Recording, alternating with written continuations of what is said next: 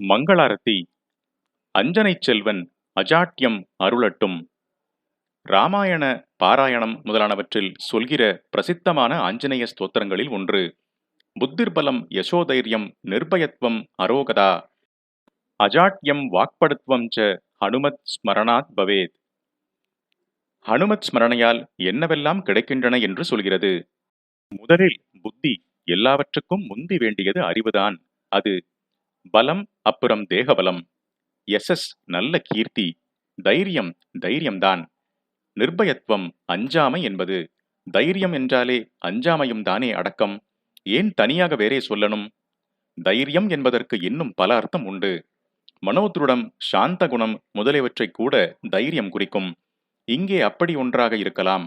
அல்லது தைரியம் என்பது அவரை, ஆஞ்சநேயரை ஸ்மரிப்பவனுக்கு ஏற்படும் அஞ்சாமை என்றும், நிர்பயத்துவம் என்றால் இவனைக் கண்டால் மற்ற எவரும் பயப்படாத அபயஸ்தானமாக இவன் இருப்பது என்றும் வைத்துக் கொள்ளலாம். சந்நியாசி எந்த பிராணிக்கும் தன்னால் பயம் உண்டாகப்படாது என்று தீட்சை எடுத்துக்கொள்வது மாதிரி. அரோகதா என்றால் ஆரோக்கியம். அதுவும் ஆஞ்சநேய சுவாமியை ஸ்மரிப்பவனுக்கு உண்டாகிறது. அப்புறம் அஜாட்யம் என்று ஒன்று போட்டிருக்கிறது. அதற்கு ஜடமாக இல்லாத தன்மை என்று அர்த்தம். முடிவாக வாக்படுத்துவம், அதாவது வாக்கு வன்மை.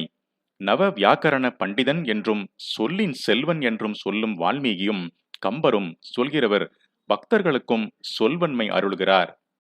புத்தி, பலம், யசஸ், தைரியம், அபயத்துவம், ஆரோக்கியம், வாக்படுத்துவம் என்ற இந்த ஏழும் அவசியம் வேண்டிய விஷயங்கள்தான் என்று தெரிகிறது. யாரும் சொல்லிக் கொடுக்கணும் என்றில்லாமல் நாமே இதற்கெல்லாம் வேண்டிக் கொண்டு விடுவோம். ஆனால் எட்டாவதாக இன்னொன்று அஜாட்யம் என்று சொல்லியிருக்கிறதே. ஸ்லோகத்தின் வரிசையில் அது எட்டாவது இல்லை, ஏழாவதாக வருகிறது. அப்புறம் வாக்படுத்துவத்தை சொல்லி முடித்திருக்கிறது.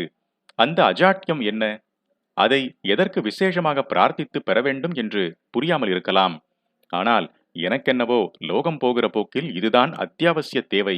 இதற்குத்தான் ரொம்ப பிரார்த்தித்துக் கொள்ள வேண்டும். இதைத்தான் ஆஞ்சநேய சுவாமி யதேஷ்டமாக வர்ஷிக்க வேண்டும் என்று தோன்றுகிறது. அஜாட்யம் ஜடமாயில்லாமல் இருப்பது என்றால் என்ன அர்த்தம்? புத்தி மந்தித்து சுறுசுறுப்பில்லாமல், உற்சாகமில்லாமல், சோம்பேறியாக மசமசவென்று இருப்பது. ஜடம் என்றால் உயிரில்லாத மேட்டர். மேட்டர், ஸ்பிரிட் என்று இரண்டு சொல்வதில் உயிரில்லாத பூதங்கள், தாதுக்கள் எல்லாம் ஜடம். ஸ்பிரிட் என்பது உயிர் என்னும் சைதன்யம். உயிராக அறிவாக உள்ள சித்தில் இருந்து வருவது சைதன்யம். ஜடத்தில் இருந்து வருவது ஜாட்யம். மனுஷ்ய ஜீவனை சித் ஜட கிரந்தியால் உண்டானதாக சொல்வார்கள். உயிரில்லாவிட்டால் உடம்பு வெறும் பௌதிக தாதுக்களாலான ஜடம்தானே. இதை உயிரோடு முடிச்சு போட்டு ஜீவாத்மா என்று வைத்திருப்பதுதான் சித் ஜட கிரந்தி. ஞானிகள் என்ன சொல்கிறார்கள் என்றால், ஜட சரீர பிரஜையை ஒழித்து கட்டுவிட்டு சின்மயமாகவே போய்விடு என்கிறார்கள். அது நடக்கிற போது நடக்கட்டும். இப்போது இந்த ஜட சரீரத்திலேயே சித் விலாசத்தினால் உற்சாகத்தோடு சத்காரியங்களை பண்ணி கொண்டிருப்பதற்கு வழியை பார்ப்போம். ஜடம் மாதிரி டல்லாக மசமசவென்று உட்கார்ந்து கொண்டிருக்காமல் சுறுசுறுப்போடு விழிப்போடு இருக்க கற்றுக்கொள்வோம். இப்போது ஜாட்யம், ஜடத்தன்மைதான் வந்து நம்மை நன்றாக கவ்வி பிடித்து கொண்டிருக்கிறது. வேண்டாத விஷயங்களில் மகா உற்சாகத்தோடு ஈடுபட்டு வெறும் அரட்டை, காரியத்தில் லவலேசம் பிரயோஜனமில்லாத பாலிடிக்ஸ் டிஸ்கஷன் என்ற எனர்ஜியெல்லாம் வேஸ்ட் செய்து விடுவதால் எது அவசியமோ அதை செய்வதற்கு சூடு பிறக்காமல் டிப்ரெஸ்டாக ஆகியிருக்கிறோம். வீண் வியாபாரங்களில் சக்தியை செலவழித்துவிட்டு நல்லது செய்யணும் என்னும் போது தூங்கி வழுந்து கொண்டிருக்கிறோம். ஜடமாக இருக்கிறோம். சயின்ஸ் என்றும் நவீன வசதி வாழ்க்கை என்றும் சொல்லிக்கொண்டு பாதி, சீர்திருத்தம், பகுத்தறிவு, புரட்சி என்று சொல்லிக்கொண்டு பாதி. இப்படி புறப்பட்டிருப்பவர்கள் மட்டும் கொஞ்சம் கூட ஜாட்யம் இல்லாமல் இஷ்டப்படி பண்ணி கொண்டிருப்பதை பார்த்தும் தர்மம் என்ன கொள்ளை போகட்டும், சாஸ்திரம் எப்படி பாழாக போகட்டும், மதத்துக்கு, இந்து கலாச்சாரத்துக்கு என்ன ஹானி வரட்டும், அத்தனையையும் பார்த்து கொண்டு பேடிகள் மாதிரி உட்கார்ந்திருக்கிறோம். மகாவீரனான அர்ஜுனன் யுத்த பூமியில் மனசு தளர்ந்து உட்கார்ந்திருந்த போது பகவான் அவனிடம், அடை பேடி மாதிரி இருக்காதேடா, கிளைப்பியம் மா சம்கமஹா பார்த்தா என்று கோஷம் பண்ணி கிளப்பிவிட்டார். இன்றைக்கு நமக்கெல்லாம் இந்த அனுகிரகத்தை ஆஞ்சநேய சுவாமி நிரம்ப பண்ண வேண்டும். சதுஷ்டி கலா என்று 64 கலைக்கான சாஸ்திரங்கள் நம் தேசத்தில் இருந்ததே. இன்ஜினியரிங், டெக்னாலஜி எல்லாவற்றிலும் வல்லுநர்களாக நம்முடைய பூர்வீகர்கள் எத்தனையோ சாதித்துவிட்டு போயிருக்கிறதற்கு ஆதார சாஸ்திரங்கள் இருக்கிறதே. அவற்றை பிராக்டிஸ் செய்பவர்கள்தான் இப்போது இல்லை என்றால் அந்த சாஸ்திர புஸ்தகங்களை கூட அல்லவா காணோம். இந்த மகத்தான நஷ்டத்துக்கு நம்முடைய ஜாட்யம் தானே காரணமாக இருந்திருக்கிறது. இன்னும் பாக்கி இருப்பதை எல்லாமும் இப்படியே தூங்கி வழிந்து கொண்டு வாரி கொடுக்காமல் இருக்க அவர் நமக்கு அஜாட்ய அனுக்கிரகத்தை விசேஷமாக செய்ய வேண்டும். வாக்படுத்துவதற்கு முந்தி அஜாட்யத்தை சொல்லி இருக்கிறது. இன்றைக்கு நாமெல்லாம் வாக்கிலே மகா படுக்கள், வாய்ச்சொல் வீரர்கள், காரியத்தில் ஜாட்ய மூர்த்திகள். ஆஞ்சநேய சுவாமி நம்முடைய வாக்படுத்துவத்தை கொஞ்சம் குறைத்து அதையும் சேர்த்து போட்டுக்கொண்டு அஜாட்ய அனுக்கிரகம் பண்ணி நம்மை காரிய சூரர்களாக்கினால் தேவலை என்று தோன்றுகிறது. அவர் அப்படி இருந்தவர்தான்.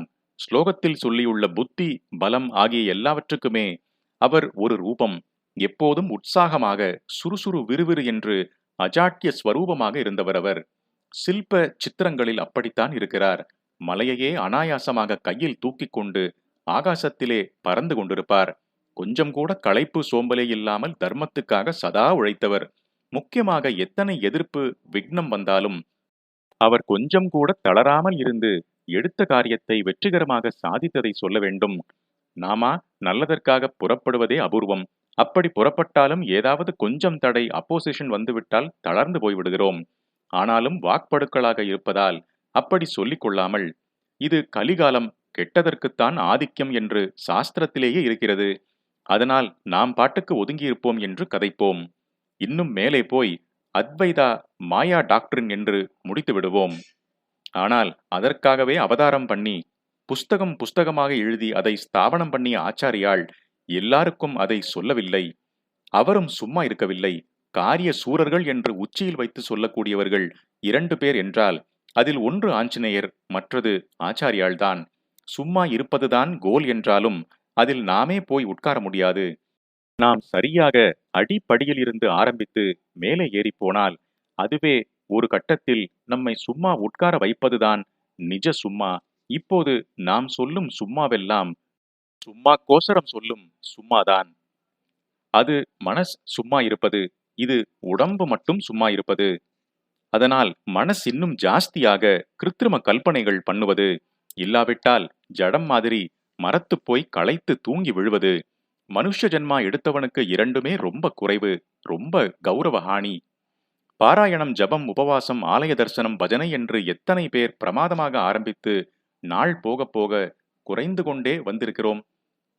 முத்திராதிகாரிகள் திட்டம் என்று ஜகத்தையே புரட்டி விடுகிற மாதிரிதான் நான் ஒன்று ஆரம்பித்ததில் நடந்து வந்த எத்தனை சத்காரியங்கள், வார வழிபாடு முதலியவை இன்றைக்கு போன இடம் தெரியாமல் போயிருக்கிறது. சீட்டு கூத்து என்று ஆரம்பித்த எந்த கிளப்பாவது க்ஷீணித்ததாக கேட்கிறோமா? அதிலே அஜாட்யம் இருக்கிறது. ஆஞ்சநேய சுவாமியின் அஜாட்யம், அவருக்கு வந்த விக்னம், இந்த 2 மாதிரியுமே எங்கேயும் பார்க்க முடியாது. அத்தனை விக்னத்தையும் தவிடுபுடையாக்கிய அஜாட்யம் அவருடையது. அவதாரம் பண்ணியவுடனேயே பச்சை குழந்தை விற்றென்று ஒரே வேகமாக உதய சூரியனை சிவப்பு பழமென்று நினைத்து கொண்டு சூரிய மண்டலத்திற்கே தாவிவிட்டது. அப்பவே எதிர்ப்பும் வந்துவிட்டது. இந்திரன் வஜ்ராயுதத்தால் அடித்து தள்ளினான். தாடையை பிளந்து போயிற்று. ஹனு என்றால் தாடை. தாடை போன விசேஷத்தால் ஹனுமான் ஆனார். அதற்காக சளைத்து விடவில்லை. சூரியனிடமே போய் நவ வியாக்கரணங்களையும் கற்றுக்கொண்டார். உதயகிரியில் இருந்து அஸ்தகிரி வரை சளைக்காமல் களைக்காமல் சூரியனுக்கு எதிர்முகமாக சஞ்சாரம் பண்ணிக்கொண்டே கற்றுக்கொண்டார்.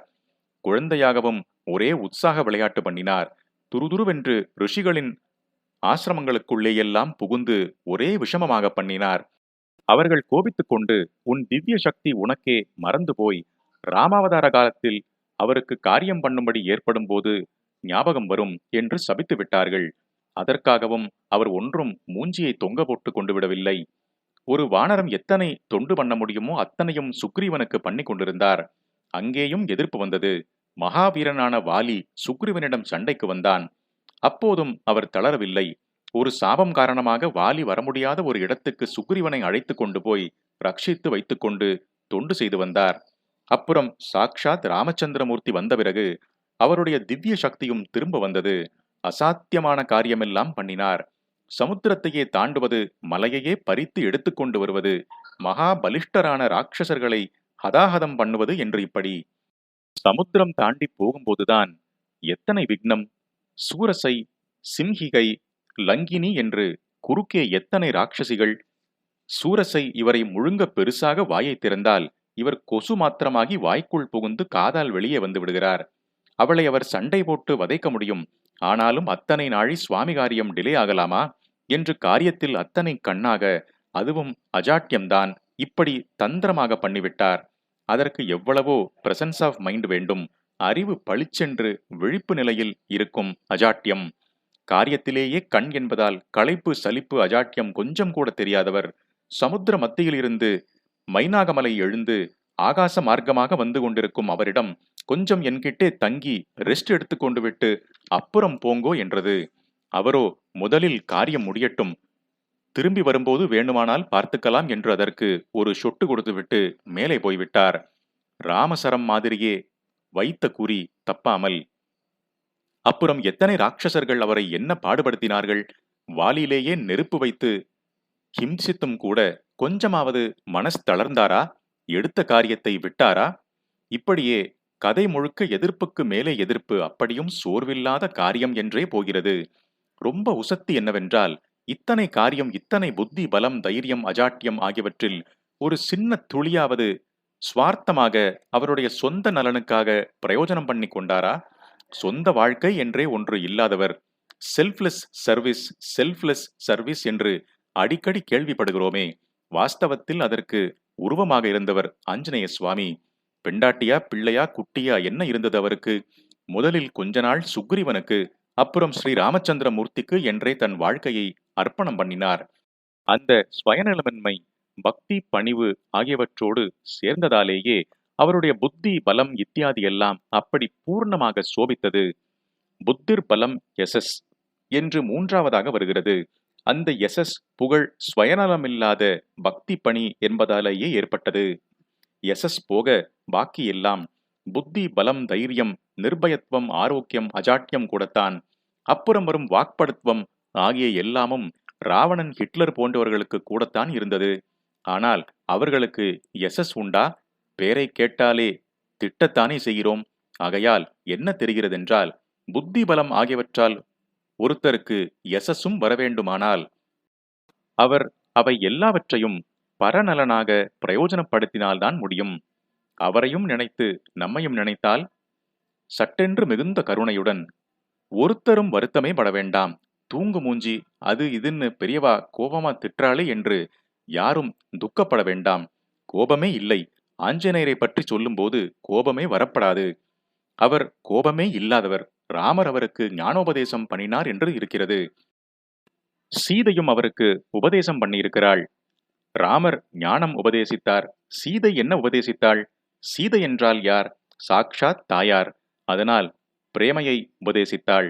ராவண வதமானதும் சீதையிடம் சந்தோஷ சமாச்சாரம் தெரிவிப்பதற்காக ஆஞ்சநேயர் அசோகவனத்துக்கு குதித்து கொண்டு வந்தார். ராட்சசிகளை பார்த்ததும், இத்தனை நாளாக தாயாரை என்ன பாடுபடுத்தி கொண்டிருந்தீர்கள், இன்றைக்கு தொலைத்து விடலாம் அத்தனை பேரையும் என்று புறப்பட்டார். அப்போது சீதை அந்த ராட்சசிகளுக்கும் தாயாராக உபதேசம் பண்ணினாள். அப்பா, உசந்தவர்களின் லட்சணம் கருணைதான். லோகத்திலே தப்பு பண்ணாதவர்கள் யார்? இவர்களை தொடாதே, இவர்கள் என்ன பண்ணுவார்கள்? ராஜ சேவகிகள், ராஜ ஆக்ஞைப்படிதானே பண்ணணும். அதனால் ராவணன் சொற்படி ஹிம்சித்தார்கள். இப்போது விபீஷணன் ராஜாவானால் அவன் சொல்படி நமஸ்காரம் பண்ணுவார்கள் என்றாள். அன்றிலிருந்து ஆஞ்சநேய சுவாமி ஒரே கருணையாக அன்பாக ஆகிவிட்டார்.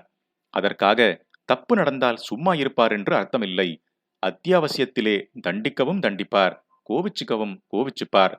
இப்படி வெளியிலே இருந்தாலும் உள்ளே யாரானாலும் அவர்களிடம் பூரணமான அன்பு. இவா நல்லவாளாக ஆகணுமே என்ற கவலைதான் இருக்கும். ஆகையினால் நான் நிஜமாகவே உங்களை கோபித்துக் கொள்கிறேன் என்றால் எனக்கு அவரை பற்றி லெக்சர் அடிக்கவே அருகதை இல்லை என்று அர்த்தம். இப்படி சொன்னால்தான் தூண்டிவிடும் என்பதற்காக ஷாக் ட்ரீட்மெண்ட் என்கிற மாதிரி கொஞ்சம் புஸ் புஸ் என்கிறது. கோபமே இல்லை. எங்கேயும் யாருக்கும் யாரிடமும் கோபம் வேண்டாம்.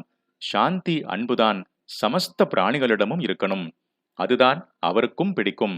ஆனால் அப்படி சொல்லிக்கொண்டு நல்லதெல்லாம் அழிந்து போவதை பார்த்து கொண்டு சும்மா உட்கார்ந்திருந்தால் அவர் சரி என்று சொல்ல மாட்டார்.